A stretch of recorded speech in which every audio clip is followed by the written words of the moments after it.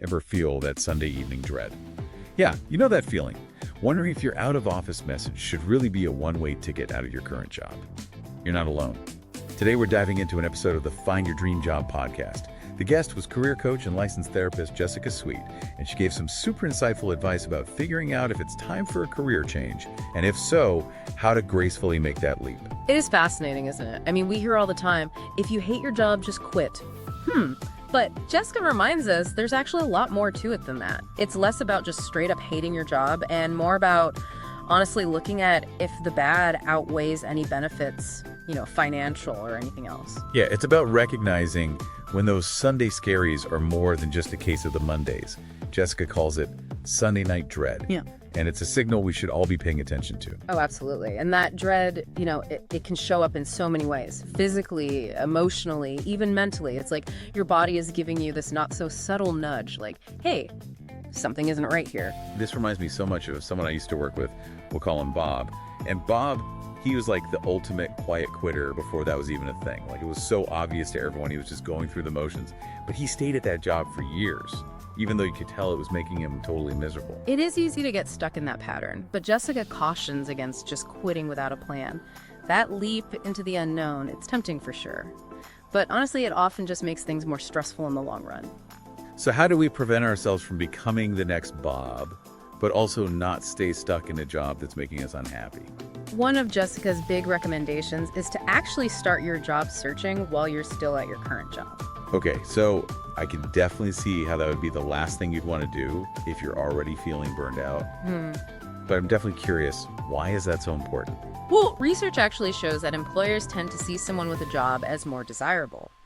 There's an element of social proof to it. It's like, well, if someone else wants them, they must be valuable. Plus, already being employed can actually give you a leg up when you're negotiating your salary and benefits at a new place. Because you're not coming from this place of desperation, you're coming from a position of strength. Okay, that totally makes sense when you put it like that. Yeah. It's kind of like dating, right? Like, you're way more likely to attract a great partner when you're already happy and fulfilled in your own life.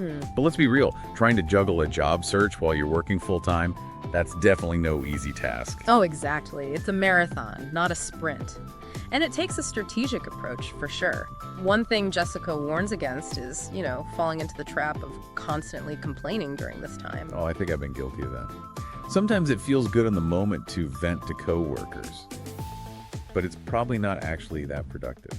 I get it. It's totally understandable to want to share those frustrations with people. But Jessica actually suggests that we try to channel that energy into something much more beneficial.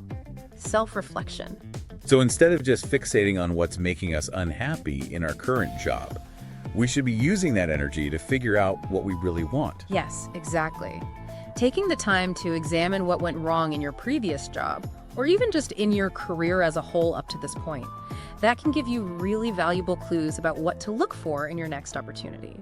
Things like journaling or talking to a trusted friend, emphasis on trusted, so maybe not your work bestie this time.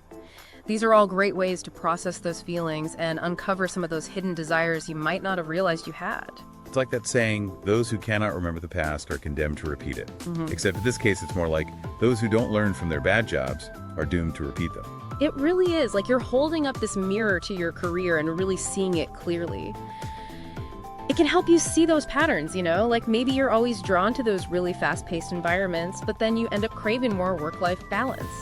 Or maybe you do your best work when you're collaborating, but you're stuck in this role that's super isolating. So it's about recognizing what you really need to thrive and using that to make better choices going forward. Exactly. And once you've done that inner work, Jessica suggests focusing on 3 practical steps. Get that resume ready to go, dust off those networking skills, and this is a big one, get really clear on what your target is. Yeah, that makes sense.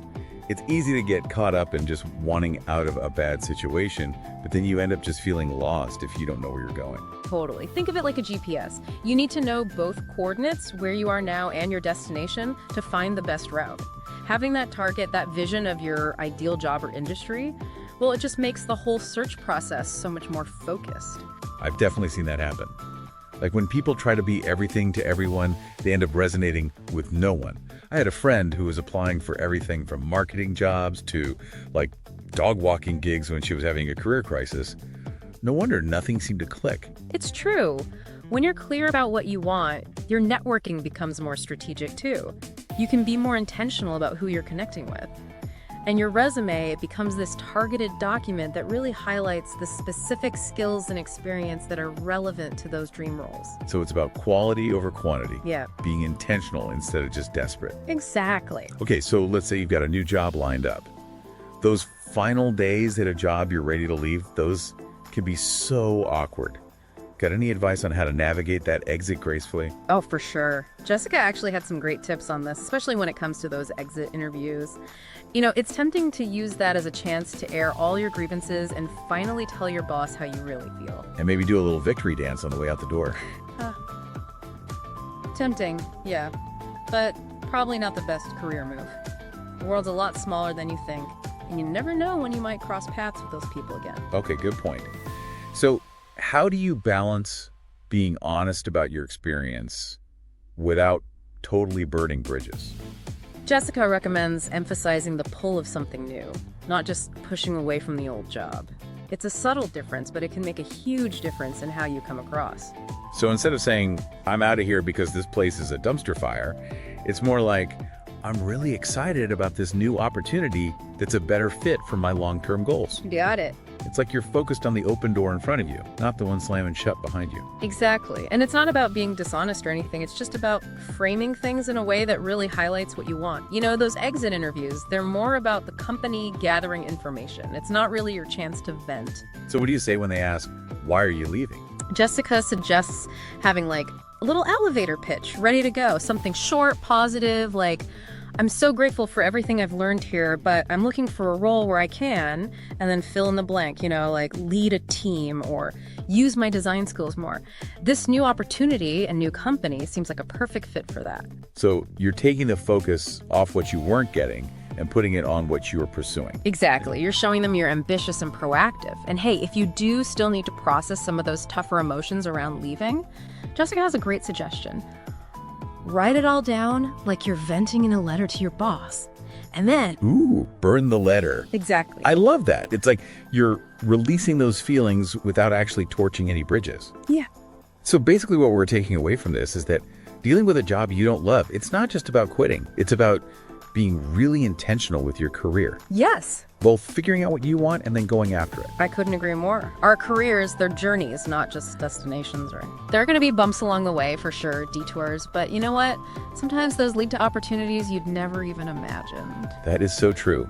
Well, on that note, we'll leave you with this thought. If you could design your ideal work life, no limits, what would that look like? What would it feel like? What impact would you make? Let those questions guide you on your own career journey. Until next time, happy diving.